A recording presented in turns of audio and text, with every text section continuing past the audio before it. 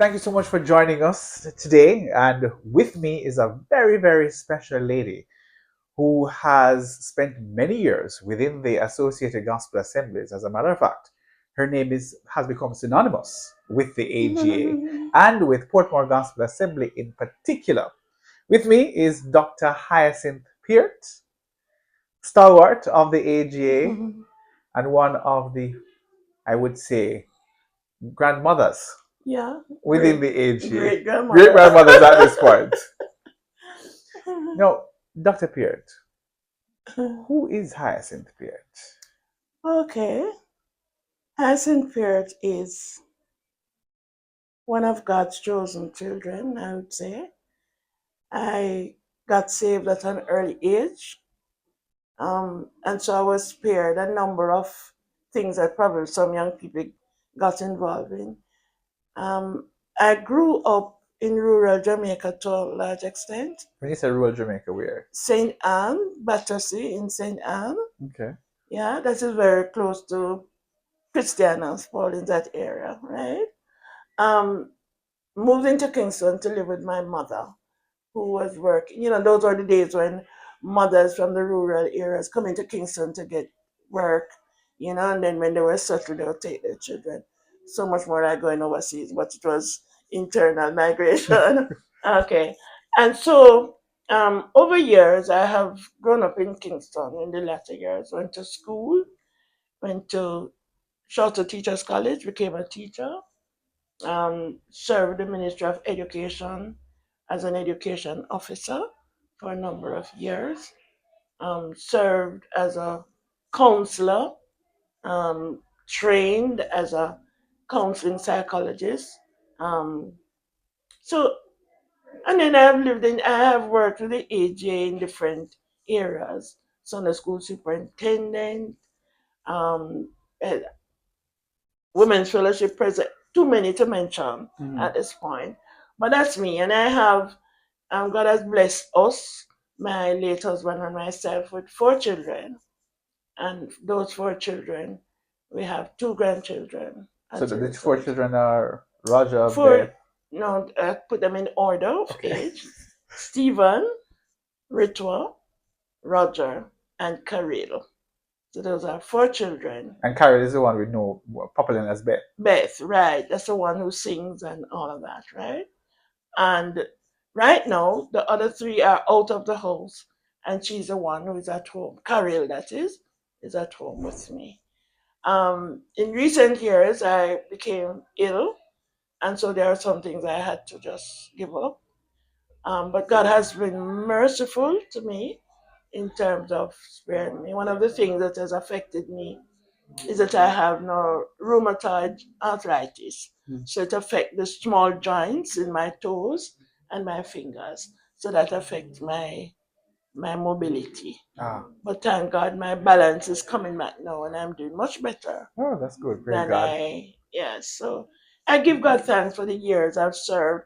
I've served the AJ not only as head of the Women's Fellowship, but also I've served on the executive for a number of years.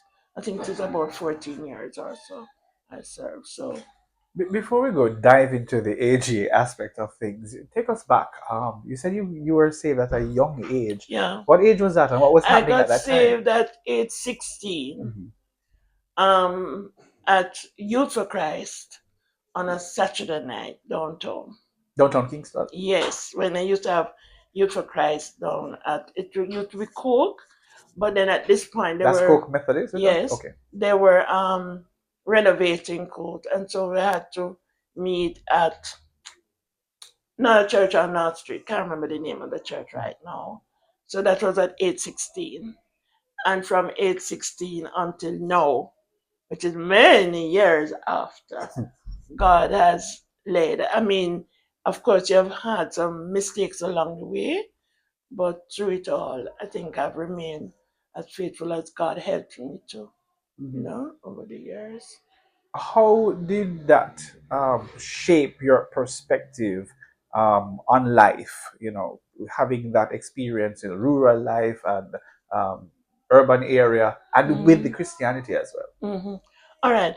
Um, Let me probably In the earlier years when I just left um, the rural area to come to Kingston live with my mother, it was a bit difficult in adjusting because in the country you're accustomed to wild open fields. You run up and down and you have fun. You are able to have all kind of fruits. You just pick fruits whether it belong to you or it not belong to you, that kind of thing. So there's a freedom, and plus the fact that persons cared. There was a village raising of children, so children were loved and cared for. Came into Kingston and it was different. When I later on in years got saved, got married, and went back to the rural area to live, I enjoyed going back to the rural area because the relationship with the rural people, the humility, the acceptance was there. When I moved from the rural area back to Kingston, like in Portmore, I was really sometimes taken aback. In country, when you're walking on the road, everybody you see, good morning, good afternoon. And I remember walking on the road and I saying that, and nobody paid me any mind. I said, but these people are so unfriendly, but not realizing that more or less this was their culture. But after a while, you got accustomed to it. But even until now, I prefer rural life to city life. If I had my way, I would be back in rural Jamaica living somewhere like Farmer Brown over there. And having that transition now, you mentioned that you became an educator. Yeah. How did that happen? What inspired that? Okay. As a child, I always pretended to be teacher. I would teach the stones and the tree. You talk to them and you whatever happened at school, you'd come and do it. So you give So them homework too and all that? no. So from early I wanted to teach. And so when I finished high school, I went to Dunrobin High School, and ended up as a head girl Dunrobin. And after Dunrobin, I applied to Shorter Teachers College, and that was where I went to be trained as a teacher. So after Shorter, no, I was out as teaching.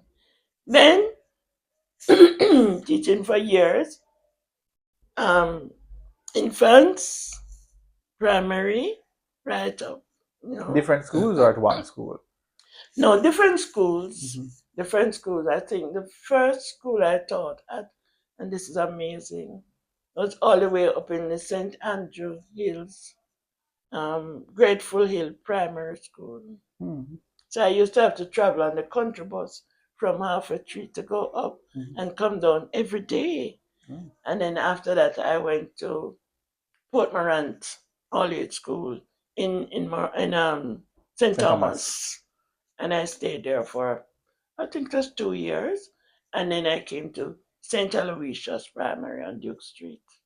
Yeah, so I've gone to different schools. So you back and forth between all of that, St. Thomas and Kingston and Yeah, transition? wherever I was teaching, but of course, when I reached to Aloysius, I was already living in Kingston, so that wasn't a problem. But when I taught in St. Thomas, I traveled. I boarded in St. Thomas, and I would come home on weekends.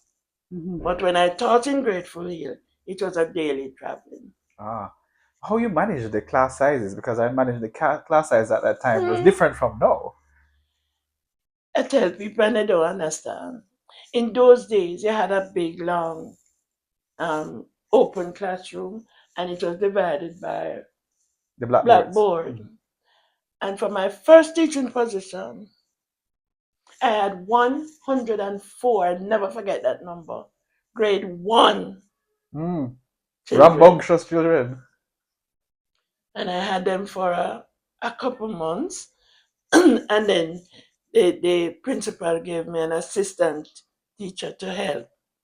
So I was a teacher. I have to plan all the lessons and everything. Yeah. But Those are children that you could manage. Yeah, they'll come at the end of the day, you don't know what color blouse or whatever you're wearing because they would come in your lap, Mm. they would over you Jump or on over you. them now nose, and everything, but you enjoyed it. Mm. So I had fun with those 104 children, and that was in Portmore in St. Thomas. I remember it was Macpherson, Mrs. Macpherson Russell was her name, the education officer Mhm. at the time. And she came and she saw me these 104. And she gave me such good report in terms of how I was managing these 104 children. But teaching has been my life. If I had to do my life all over, I would do it same way, despite the kind of children, the way we treat children today. Picking up on that point, though, young persons, know in particular, you have seen from various vantage points, the transition and the shifts and the Mm-hmm. changes and things. From your perspective, what has happened and what needs to happen to really bring back some of the things that you would have grown up and values and attitudes? I think one of the major things, where why our children are probably the way we see them today, is this whole matter of migration, I think, where parents, in order to make a better way of life for the children, migrated. And some of them left the children with friends or left them to take care of themselves, right? So they were free without that kind of supervision that I grew up with. Yeah, they didn't have that kind of thing. So it affected their growing up. And then with the technological age, and them have the phone and they have the different gadgets where they learn from. So what was norm now become abnormal. That it's norm for them, but it wasn't norm for us. So I think the whole changes in society has affected them, starting from the family, because even now I'm sure most of us have experienced that, where we don't communicate face to face anymore in the family. Most persons have a phone, and this is how you communicate. You want somebody in another room, and instead of going to the person, you use a phone to connect with them. So the level of interaction is not as it was when we were growing up. Mhm. So children lose all of that. They don't know about all of that. It's almost as if I'm sorry, they have become insular. It's about me, and so even if we have a group sitting around a table, my phone is still my friend. I'm still at my phone. So in order to change some of these things, difficult, but we have to go back to basics. Children can learn and they will learn, but we have to be consistent. We adults, meaning parents and any adult who interacts with children, have to be consistent. For example, mother and father can't be saying two different things. If daddy says, no, you can't get that, mommy can't say, give him a chance. No, mommy has to agree with daddy to say, no, no, you can't get it. Daddy say you're not getting it, so you can't get it. No. Mhm. And I think if we can get back to that family situation where we're raising children together, Mhm. where we are seeing the value of, or seeing the need for instilling values in our children, then we, can go. The other thing is the school system. We have teachers, and I must say, as a teacher, we have teachers, Mm. if you understand. Yes. Yeah. There are people who take children, because the same children who today are misbehaving, another teacher will get those same children, and things are different because this other teacher see this child and see his or her potential and is willing to put trust in this child to help. How was your upbringing, your family? The influence of your mother, even Oh, on you. Let me tell you, we talk about grannies today.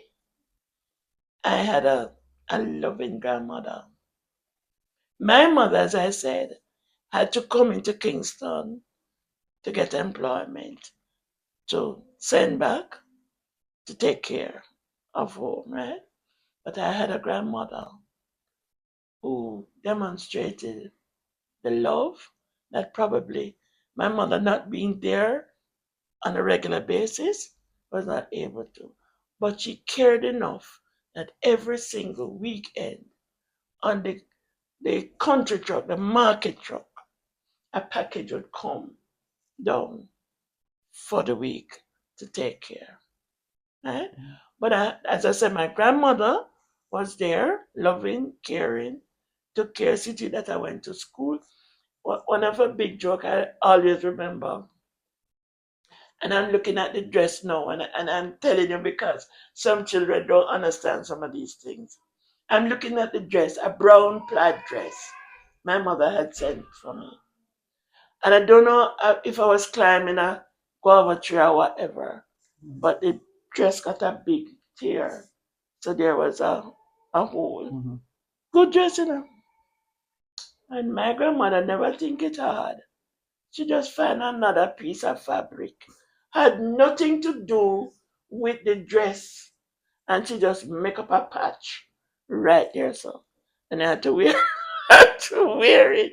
But when I look back now, I laugh at it because I said she did the best that Mm-hmm. she could. Good. Yeah. These were the days when we don't just wear things and throw them away. No, we had to take care. So I had a good upbringing. There, as I said, there were other people in the community. I remember this elderly grandfather. We call everybody, all children, called him Grandpa. Mm-hmm. And Grandpa, if you doing anything and you see him coming, make sure you better straighten up, because he always have his His cane, walkings. and if anything in take it and conk in your head, that kind of. So you respected him because of the love he showed. Mm-hmm. So we were raised by other A persons in the village. community, Mm-hmm. yes. And the freedom in the field, you can go to the field. One of the things I remember vividly is when they were planting like peas and corn, and everybody would come to help. You never used to pay for people to come and work for you. And the children now, they would dig the holes, and the children would walk behind the adults. As they dig the hole, you drop two pea grain or corn or whatever.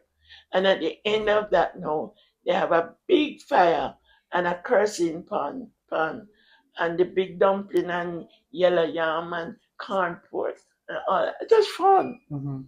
Country life was fun. Yeah. What was your introduction into the Associated Gospel Assembly like? What was that? All right. Have you heard of Sandy Park Mm-hmm. near to Hope? We used to have a Sunday school. I used to live in Sandy Park now with my mother. And Brother Russell, a member of Calvary Gospel Assembly, Mm-hmm. he used to ride his bicycle from down Malines, come to Sandy Park on a Sunday evening at 4 o'clock, and the children in Sandy Park would gather under a mango tree at the Democada's house for Sunday school. Mm-hmm. He was from the AGA, remember? Mm-hmm. All right. And so that's how I got started. And then I went to Dunrobin High School and then got connected to Rehoboth, Dunrobin, Rehoboth, Mm-hmm. because we used to have the devotion and that kind of thing. Because Don So, Robin is part of the AGA. oh yes, Dunrobin was formed by, yeah. And so that was how I got involved in AGA. So I got saved, as I say, at Youth for Christ. I got baptized at Kingsgate Christian Church. Mm-hmm. But then when I started going to Dunrobin High School, I shifted um, The Rehoboth. to Rehoboth. I see. And what was that like? You mean the That, yeah, Rehoboth? that Rehoboth. That those early years. Oh, Rehoboth was great. We we had a number of young people, and we would used to, on a Saturday evening down at Mergrove, we would meet on Saturday evening. Apart from youth fellowship on a Sunday, we used to have good youth fellowship.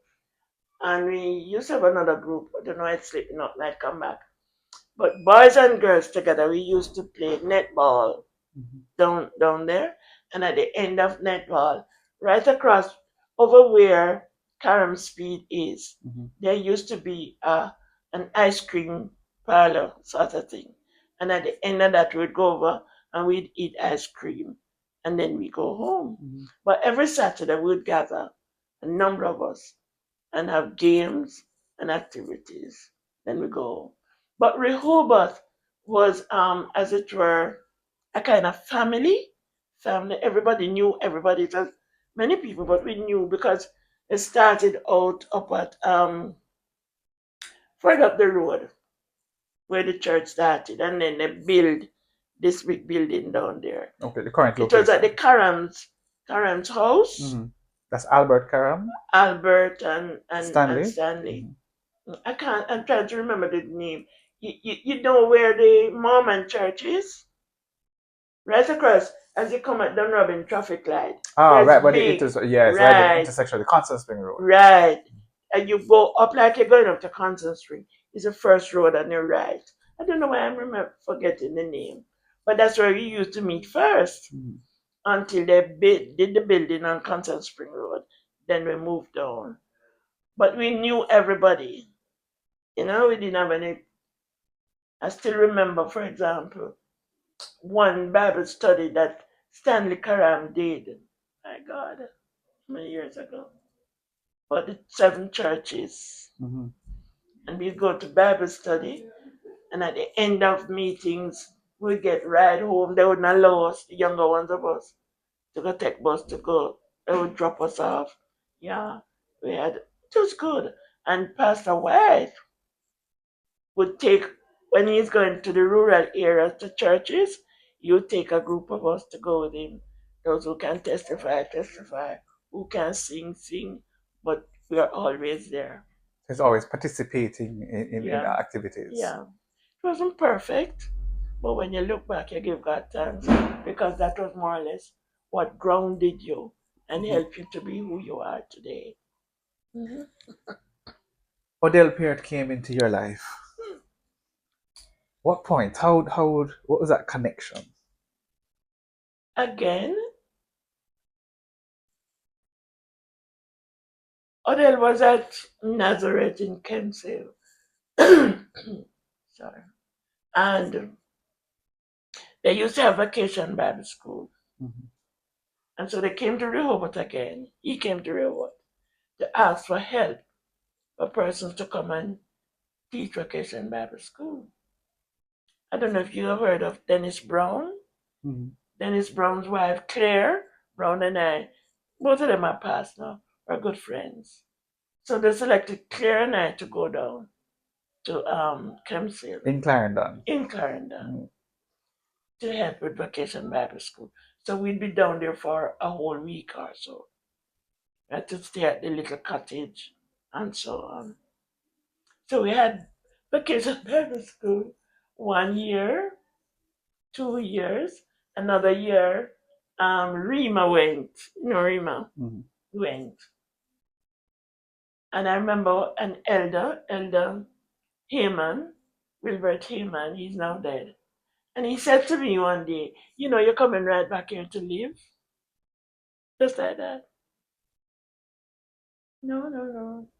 But in those times with the Bible, vacation Bible school, there's a connection that started with Odell and myself. And it was made also because Sister White and Pastor White were those kind of person who tried to create connections. So that that was it, and after that connection, I stopped going to vacation Bible school. I didn't go, but then the relationship was building, and then when is it now? We got married in 1968, Right. How long after meeting was that? I started going to vacation Bible school in 66. Hmm. 66. Yeah, about that. So 2 years afterwards. Roughly. Mhm. Yeah. And I can take you to the spot where we got engaged. Where is that? You know the road that takes you to Stony Hill? Yes. Long Lane, they call Long it. Lane, yes. He came up from the country and just going out, we went up on the hill, drive up to look down at Kingston with all the lights and so. And he stopped at this tree, big tree. If you go there now, you see a huge tree Mm-hmm. on that road. And pop the question right there. Of course, a little timid, but because of the connection was made and the relationship with the whites and so on. So that was where I got engaged. And this happened, and by December of that year, 68, we got married at Rehoboth. And from Kingston, I went straight to live in Kemp's. But based on the word, you are going to return. I went back to live. And we stayed there for what, 4 years? 4 years? Mm-hmm. 68, To we got 72? married, and we came here in 80. How Came many years? here 12 years. 12 years. Came to Portmore Mm-hmm. in 80. Because he was down in Pastor. pastor in Kemps Hill, Yes. and then the transition now to Portmore. What was that like? Uprooting from Kemps Hill to Portmore. Well, I mean, having been in Clarendon for a number of years, and then we were having these children, and we wanted children to be in school and moving on. But they were in school then, but we wanted more. And then Portmore was vacant in terms of they wanted a pastor, so he applied, and he got him. Mm-hmm. That That was was it. 1972 80. or 80, rather. No, what did I say? Yes, 80. We came here the 24th of August, 1980. Mm. That's shortly after Portmore was built. Yeah, Mm. 2 years after, I think it was. Okay. Roughly. And then being at He was the Portmore, first full-time pastor, really. being at Portmore with 4 children, managing all of that. How the juggling act? Because you're still teaching, still. I mean, now you're a pastor's wife. When I came to Portmore, having resigned my job where I was vice principal at Kempshill Secondary, it was at the time, I didn't have a job coming to. But the prep school needed a That's principal. Portmore Prep. Yes. So I um, took on the prep school with, I remember how many children, but I mean, in a short time, I brought it up to 120. I remember that number particularly. So I was here for a while, even though I'd applied to Waterford. And it was when I started the prep school that Waterford responded. Mm. But I no, couldn't give up at that point to go. So I stayed here. I think I stayed here for roughly 2 years. And then I got a job at the Noon Technical. So I moved to the Noon Technical. Beth, the last child, started prep school here because she was little. She was a little one when we came. And then later on, they moved them to Bridgeport Primary. So all four of them went to Bridgeport Primary until they did common entrance and branched out. The girls went to St. Hugh's, Stevie went to Excelsior, and Roger went to George's.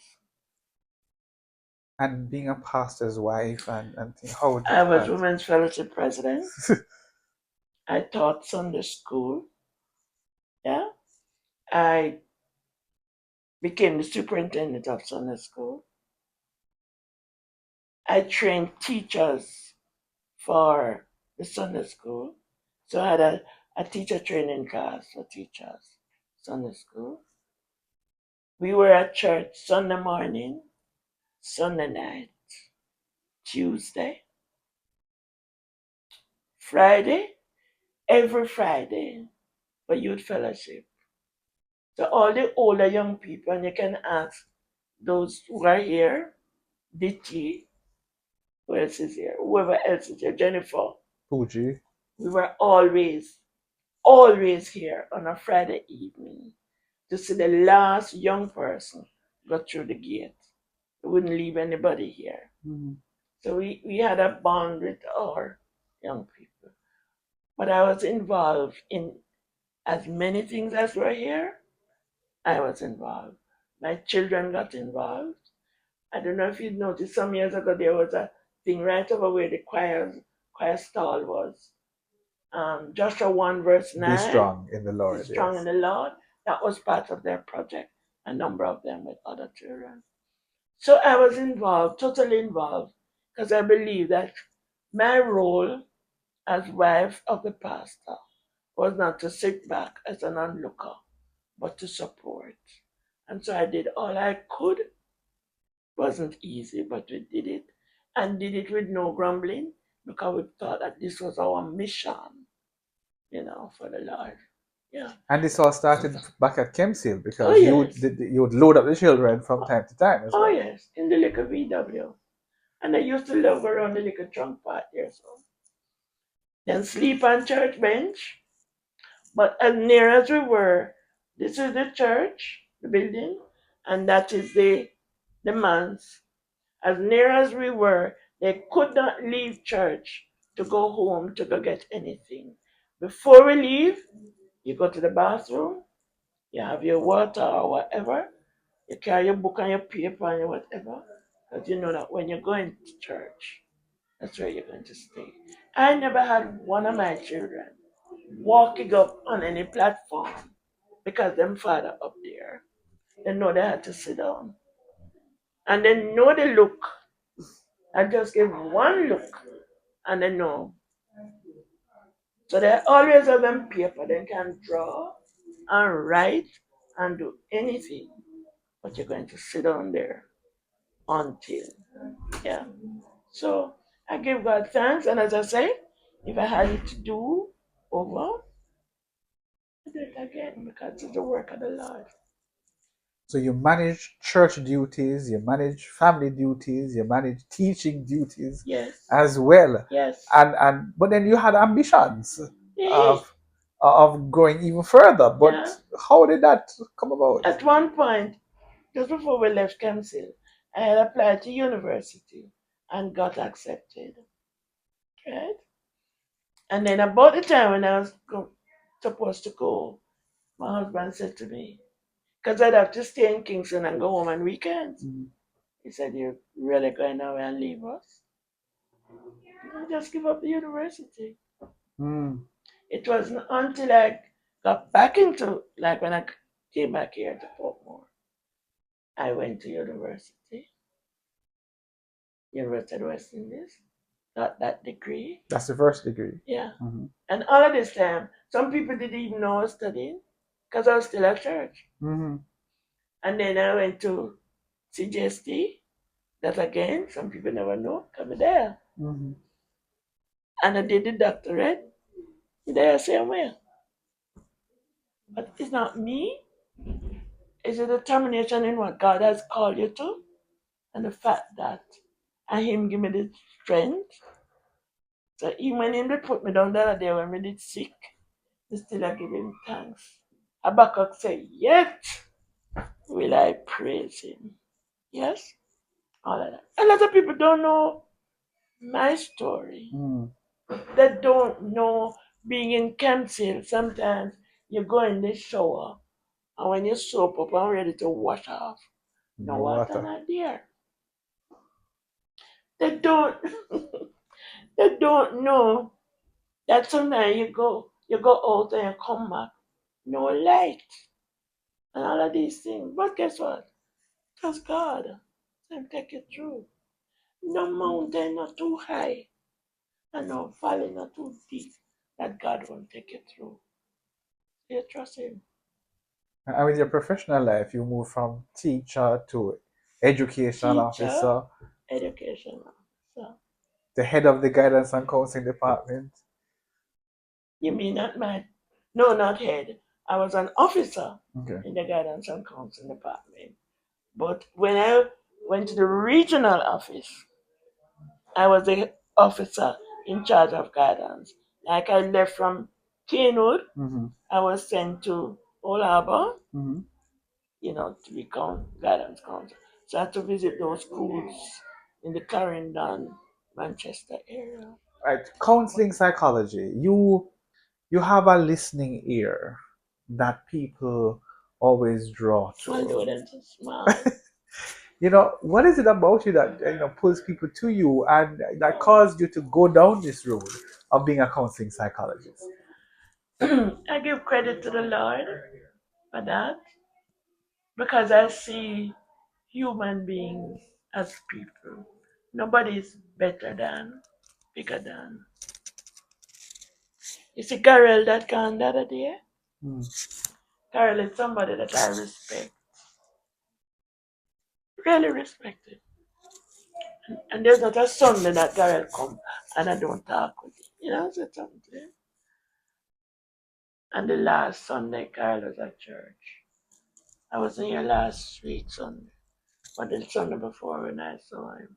No, the Sunday before I was here, but he wasn't here. But the Sunday before that. And I spoke, how you doing, Carol? And for the way of talking, but he responded. But I respected Carol. As church over, he would go and he would see him start closing up windows and made himself yet Useful. useful. Very humble, but he made himself useful, not getting anybody's way.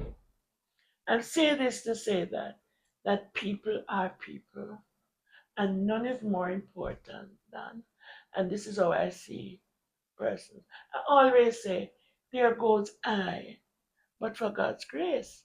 And if God give me grace, I must extend that grace to somebody else. So I respect people. I respect you that you choose me to talk to me. And because you choose me to talk to me, I have absolutely no right to repeat what you say to me about your situation. One of the things is I don't harbor people talking to me. Like anybody coming and talk to me about you. I say to you, did you talk to Halshane? If you never talk to Halshane, don't tell me. Go to Halshane. Mm-hmm. Because I can't do anything about it. Because you're telling me in secret. So I can't help you. So go straight to Halshane. So this is one of the things. And people in here will tell you, them don't come to meet people business. If you see me anybody sit down, I feed them story. It's their story. Mm-hmm. Yeah.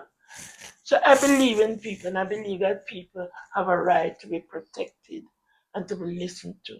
Confidentiality is critical for me. When you talk to me because you believe I'm able to hold the confidence that you place in me.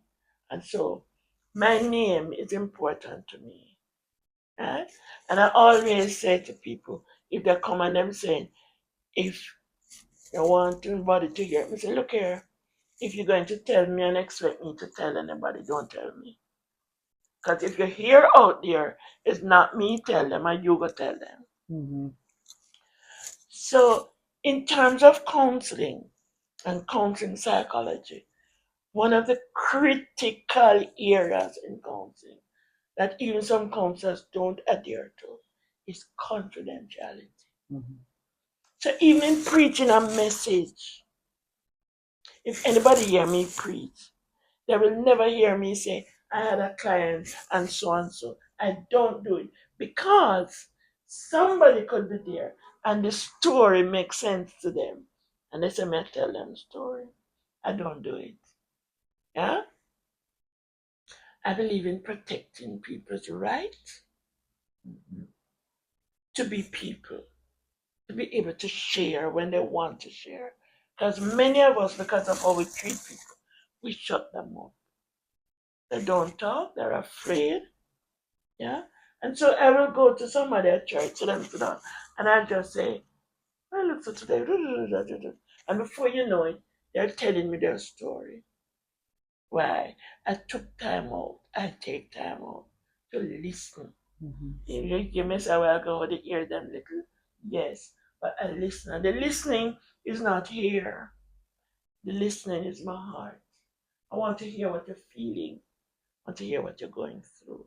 So even on the telephone, and I have a telephone call, I can say, so and so is happening. So how you know? The sound in your voice, you know what I mean?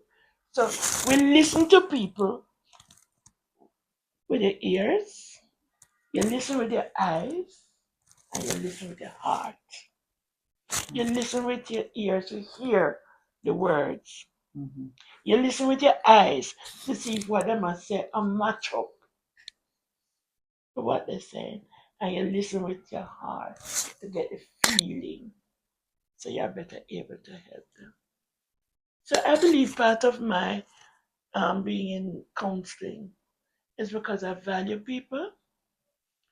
There are people who have all kind of hurt, all kind of pain, and they're afraid to share because they don't want to be condemned. They don't want to be further destroyed. And I ask God to help me to be an encourager to people, not to tear them down, no matter how bad the situation is. I mean, some stories I hear, if you really act like how some people, you don't want to pay them, the people no mind, you understand? But people are human beings with feelings. And I believe critical to counseling, respect for people, confidentiality. See yourself as sitting where they're sitting. You could be there. How would you want to be treated? Basically, that's it. How do you think that can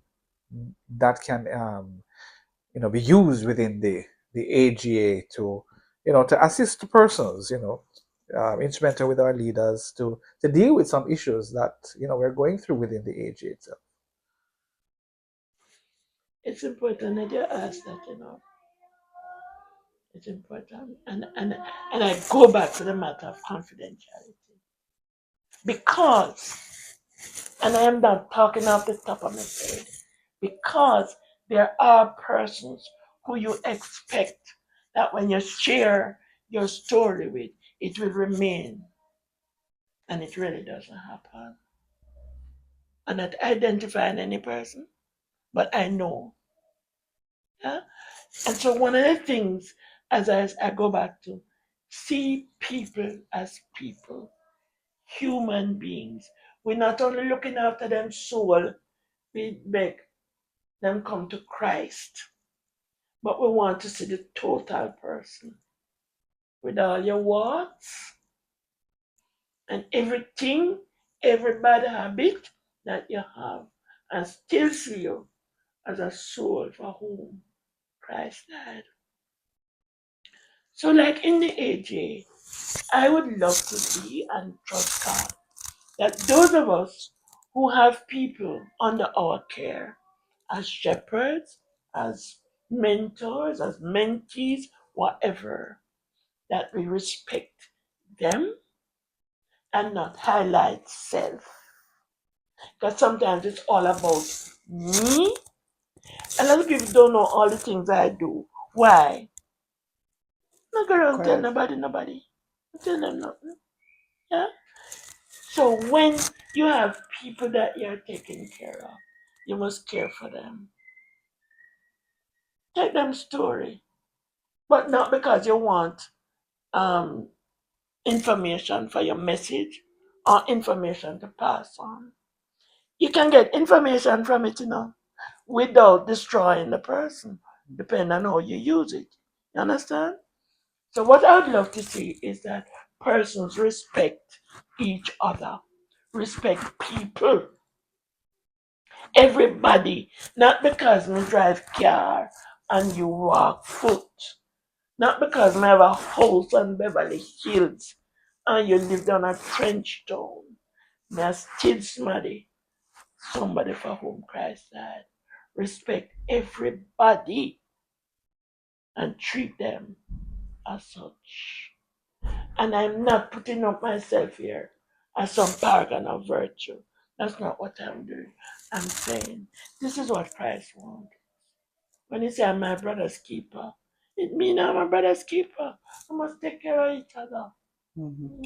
So if a matter comes up that I don't agree with, I don't have to tell the entire world. I find Halshane and I say, Halshane, yesterday you did so and so, And look at it. What did you achieve from it? How you think it helped somebody else? Talk to Halshane one away, Mm-hmm. but don't tell the whole nation. So the whole matter again, confidentiality, respect, treating people as how you yourself would want to be treated. If Mm-hmm. you don't want people to embarrass you, don't embarrass somebody else. Yeah? Treat them the way you want to be treated. I don't know if that answered that question. I think it does, in more ways than one. Um, how did you transition now from being a supportive wife, mother, Sunday school teacher, to a leadership role? Many credit you with doing marvelous things within the AGA. Some would even say that the transition period was while you were at Portmore that you developed and you came into your own. But what was that like, and what was that look like for you? You see, one other thing is that when daddy passed, when Odell passed, I was left with four children, and four children who were in high school. One was at university, the others were in high school. We could barely manage with my salary and the salary that he was getting as a pastor. Yeah, but we never complained, and God always put food on the table. Huh? And so when he died, the total responsibility was now mine. Student loan would not give me loan for my children for university because they say you're a teacher back then. Yeah? So I had to work with what I was getting from the ministry. And as God would have it, now He gave me some opportunities to do workshop outside of or speaking engagement, and you get a little extra there to build up. But I never begged nobody nothing. My children were taught not to beg. So if it was one pack of biscuit, then go and share the one pack of biscuit for the four of them. And if you can't share for only four, and them have to go broke it, then go and broke it. Because one of the things we taught them, we're going to be satisfied with what we have. And God, here, look here. When I tell you that we depend on God, and it wasn't shortening my tithes, Mm. I gave God his portion. And trust me, give God his portion, help others with what we have. I remember one morning in particular, gas in my car or such. And I tell the children, and them they always have a little saving in a little pan. And that was what the morning I had to borrow from them to put gas in the car. And then I paid them back. But we lived and we made it. They ate. Thank God I never sick. Mm. They had their checkup, but they never sick, thank God. Thank God.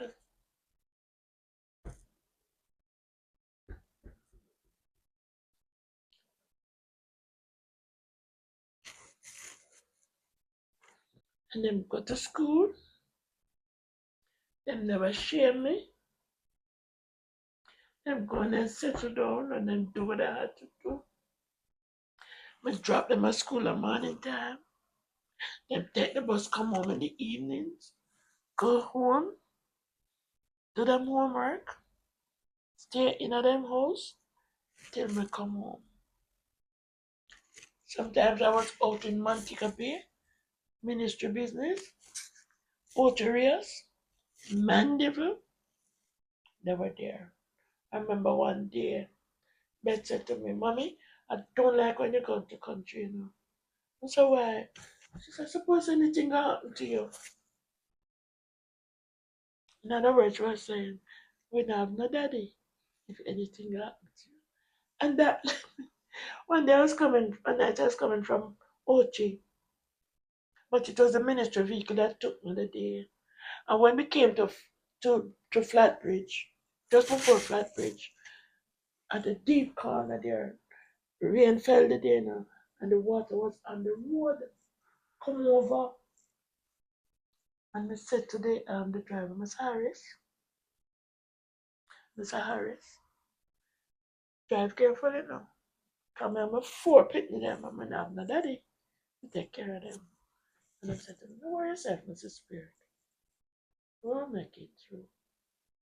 And we drive to Flatbridge at night.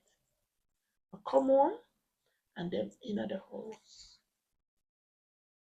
Them in the house. By this time, Stevie was overseas with his aunt going to school, but they were there. You know? So they weren't perfect children, but I'm telling you, no school never called me because they not behave. Nobody never called me and said I'm rude to them. Never. Yeah? So, yes, me say. So that was family. Because asking how you transition from being a supportive wife to leading in your Right. own right. Take those 4 children all by myself and manage the little money. You know what sent my children to school? Partner money. I would do my partner, and when I get the draw, I put it in the bank. And when school fee time come, we have school fee. We never was school fee. Never. Because it's always in the bank. So they would go to school. Roger went to university, to UTech.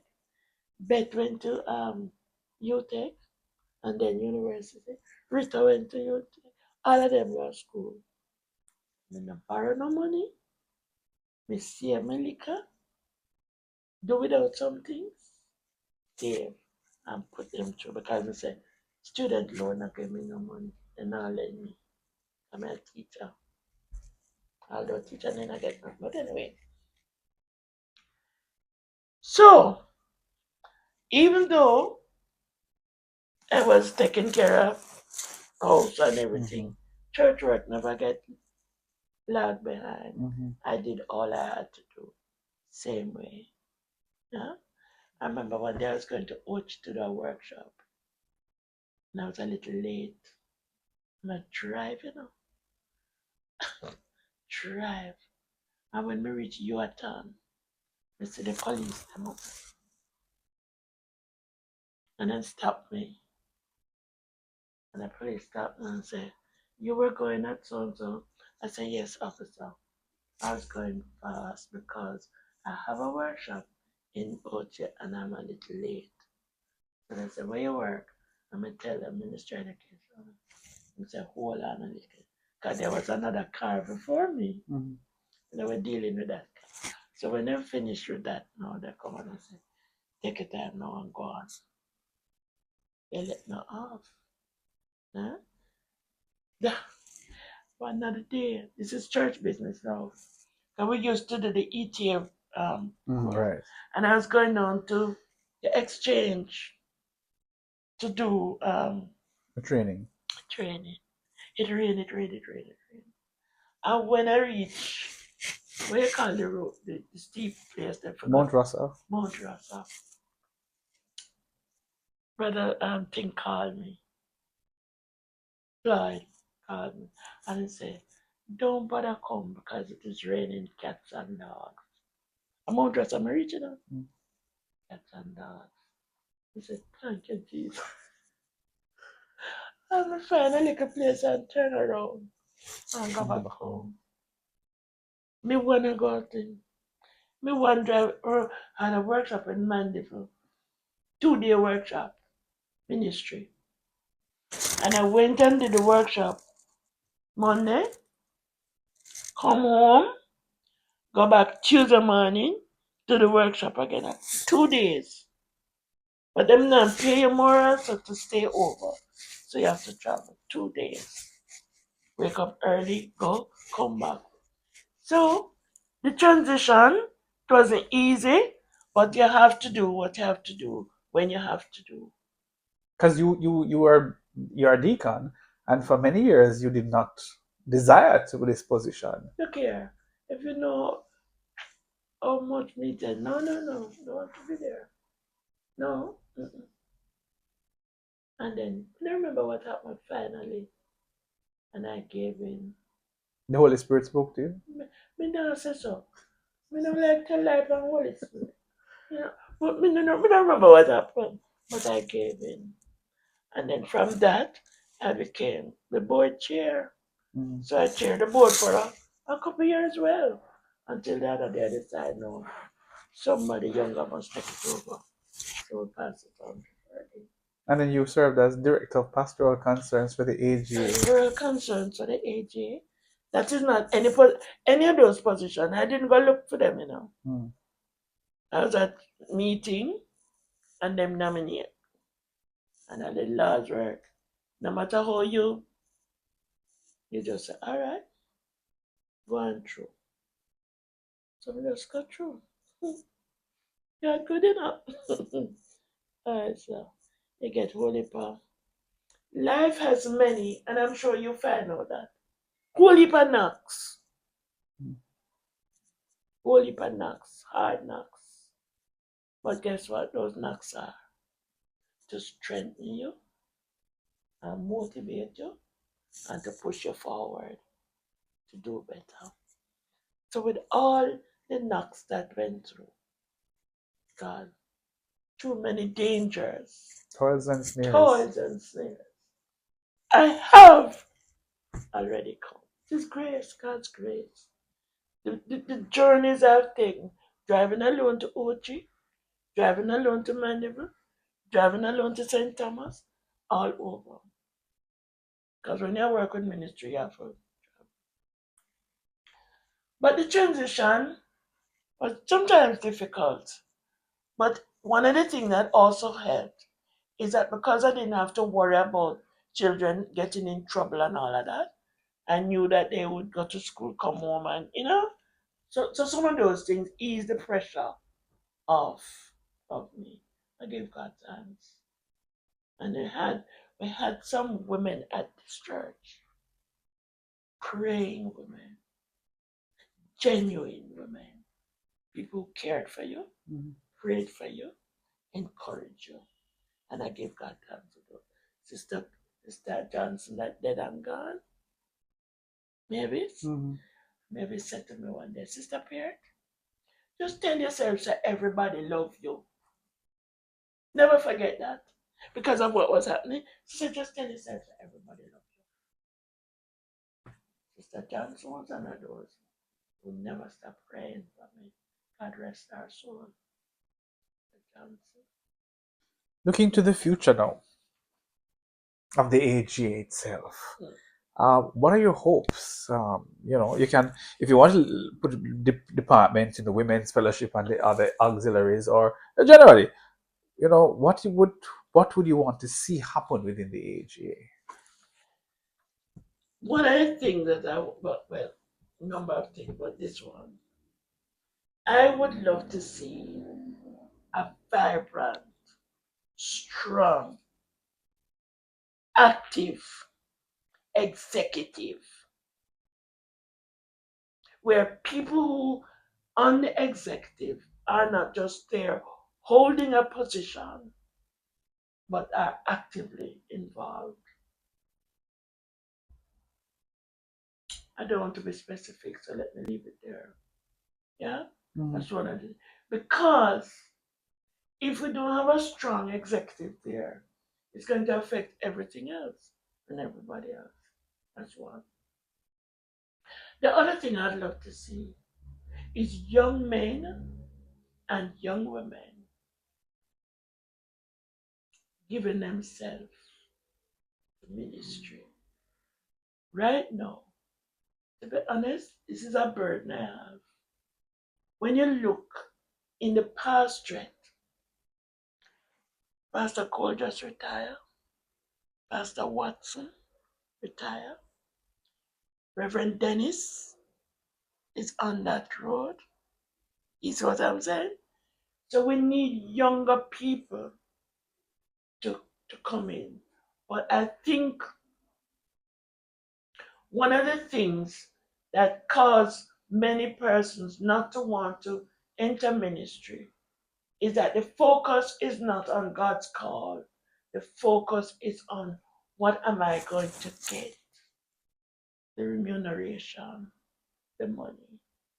And I tell people, if God call you, you don't have to worry. He will give you just enough what you need.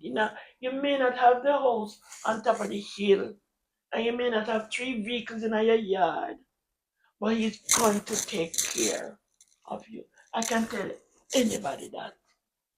Anybody. I put the children through university. Me one. Me no own no money. I know one salary me earn. You understand? With the little dribblings outside. Mhm. Yeah. So I am very passionate about the call of on the lives of our young men and our young men into Christian ministry. I'm not saying that. Right now, I don't know if there's anybody who is being trained to take over some of those positions of those persons. So the AGA needs to be actively seeking to mentor younger people, bring them in, bring them alongside you to help them so that we will have able men and women. So we need a dedicated and purposeful mentorship program. That's what We you're saying. do. We do. Not just the word mentorship. We need to be actively engaged for the long haul Mm. because it takes time, it takes commitment. You have to want to do it because sometimes it's as if you putting out everything but the other person not. But if you are really interested in building kingdom, you will stay and get the hard knocks, as I said. Mhm. Yeah. So I'd love to see that, and we're not seeing it. The other thing I want to see too is that our local churches, the local churches are equipped with persons. So I believe in rigorous training programs in the local churches.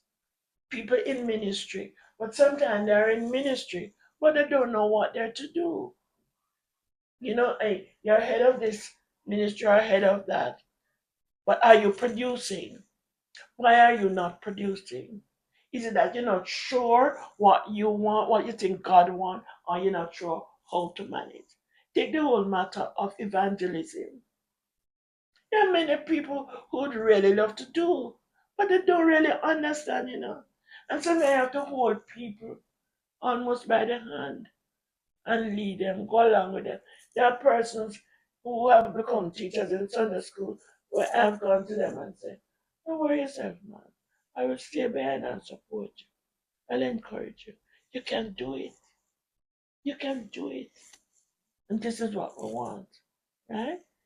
So I'd love to see the local churches and not just the city churches. I am concerned about the rural churches. If you check out the rural churches, they need help, a lot of help. Mhm. And I think that one of the roles probably that the AJ could play is to develop meaningful training programs. Yes, they will say they have the ET and whatever, but sometimes it has to be face to face at the foot. You go there, and again. And a bit more specific though, when you said they need help, what help are you speaking of? Let me give you some good churches. All right, take Rocket Point for example. Just most of the people at Rocket Point are fisher people, fishermen. The women sell fish, and so on. We don't expect those persons to have it all together. So sometimes you have to go into the little program, little something, like even teach them how to read the Bible. Little everyday thing that will bring them up to a certain standard. Don't just leave them to try and paddle out. Mm-hmm. Sometimes them drown. Sometimes them walk away because they can't bother. Right? So that is why we need pastors or leaders in some of these rural churches who is able to guide and lead these persons along. Right? Um, Spalding has a pastor, good and doing very well. Walderston has a pastor, but that's an aging community. This is another issue with the church, the aging population. So as the young people reach a certain stage, them leave out one employment or further education. How do we then help these older ones to manage? Some of them can barely go. So we need to get some vibrant, trained leaders who will guide and help the younger ones to see that there is another way out other than what they are going after, if that makes sense to you. Mm-hmm. Yeah. So that would be that church. Rock. Rock up on the hill, Rock? You never got to Rock? No, never been. Alright. Rock had she's gone away now. Yes, Sister. Yes, that one. Mm-hmm. Young lady. Olive. Mackenzie. Mackenzie? Yes. Yeah. Who is there now? Denby has to be taken care of, Rock. Can we find somebody, a solid leader who can be at Rock? Down where we going down Lilyfield, we put a pastor there, but he was up and away. And those people were left again until Portmore started visiting and helping them. You see what I'm saying? We have the churches, we have the locations, but we need capable person, resident, more or less person, who will be there to help the person. The rural persons look to them pastor, more than anything else. So To round out, more church in the rural, more work, more effort mm-hmm, in the rural. rural areas, relationships are an important thing. Let's round out this interview now on relationships and the importance of relationships within the association itself. Your take on that. God have mercy. It's a hot water, yes, One of the things when I was Pastoral Concerns Director, I tried to institute prayer partners that each pastor would pastor with one another and they would be prayer partners looking out for each other, building relationship. I don't know if you have heard Pastor Watson, but I've often heard Pastor Watson say from that started, he has had Reverend Pastor Cole Cole, yes. as his prayer partner years ago. Yes. I don't think it's working. with other persons. And I think that's one way of building. You don't have to be running around like mad ants. Link with one. And if, for example, if you link with that one and you want to bring in another one or bring in another pair, fine. But to me, and I may be wrong, many pastors will not sit and listen to another pastor in a denomination I preach. Only them one know how to preach. And I believe if we're going to build, we have to, again, respect, support, encourage each other.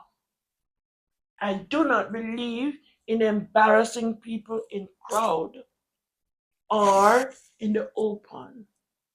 If I'm doing something wrong and you think it's against, come directly. Talk to me. The whole world don't have to know. So that's why I'm building relationship. Looking out for me, my weaknesses, or whatever, and helping me. I believe in helping up and not pressing down. I believe in encouraging so that, for example, I don't know if you were at convocation when Shane spoke, Shane O'Connor. And I believe Shane did a marvelous job. You could find research, you could find depth, and he delivered. I don't know how many persons, how many have said to Shane, you did a great job. And pray more, and pray more for you. Building, helping me. It's not Shane you're picking up enough. It's what God is doing in Shane or any other pastor for that matter. It's easier, I'm finding, for one to tear down the other than to build up. And that I don't agree with it. So if we can build relationship, there are times when 3, 4 pastors say, come we go to Port Royal, go eat, drink like a fish tea and eat one fish. And then just go out there and sit down. Spend one little money. You know, go broke them pocket and kill them. And talk about the challenges they're having and how we can help each other. I believe that the AJ should have regular meetings, not executive, where they're sharing their concerns really, genuinely. You don't want to share it but with 3 or 4 and help and build and support and strengthen and encourage each other. The exchange pulpit came out of can I tell you, the programs in the AJ when I was Pastoral Concerns Director. I don't do these things, but I'm going to do it now. The Pastoral Concerns, when I was, the exchange pulpit was something that came out of my thing. The annual Christmas dinner for pastors' family. The one day with the pastors' wives. They have a day for the pastors' wives. They're still having it going on today. I try to remember the balance of them. No, I'm serious. Yeah. So there's a lot you have done. Under God. And the point is I'm making, Halshane, is not to say, well, but to say we need to take God's word seriously. If we commit to do it, we must do it. And we must do it genuinely and not pretense. We must not profile, because I see profiling with some persons. What's your final words to the leaders of the AG? Final word to the leaders of the AJ is do God's work. Do what God called you to do. Leave some of the committees where you have work on and producing nothing. And do what God called you. Your first port of call is to take care of the congregation that God gives you and the environs. Do God's work, not what you want. And don't do it because of what you want. Don't see it as a money making.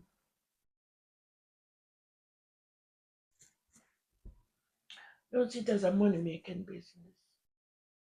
Money is important. But if we focus on money, we are losing the goal. The goal is do as God says, and He will do everything else. I have been retired from I was 60. 21st of January, I was 82 years old. So I'm not earning a salary. I get a pension. I have to buy how much medication. But God keep me going. I am a provide. And I believe that we need to focus on doing, if it's a we're called, we must listen to God, hear what He must say, and do what He say. And how He speak to us? In word. Spend time. Prepare. Feed your people.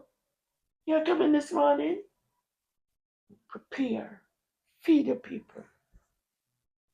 My word to the age is do God's work and do it committed to Him, not to man. Do it because at Him it is He that will have the answer to. Do it so that others will be drawn to Christ and come to Him and be better servants than you have been. Everybody should come better than you. Thank you so very much. What a way to end. What a word to end on. Do it so that everybody else will be better than you. Yes. Dr. Peart, thank you so very much for your thoughts, for your candor, for your openness, and for your insights. I truly appreciate it, and I'm sure the AG appreciates your contribution, and I'm sure the Lord will continue to bless you and guide you and keep you and give you many more years of strength to continue to do His work. Thank you so much. Thank you for being with us. Thank you for joining us. Thank you for sharing. Thank you for listening. Have yourself a wonderful, wonderful day. Well, good.